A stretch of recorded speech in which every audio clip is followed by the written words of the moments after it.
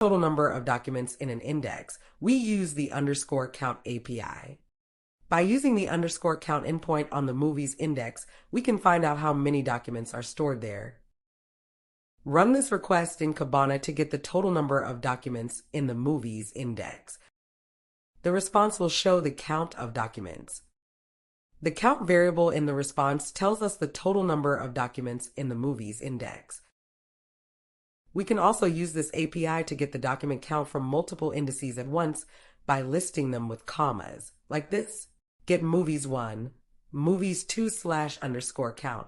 If we run this query now, it will give an index not found exception because the movies1 and movies2 indices do not exist.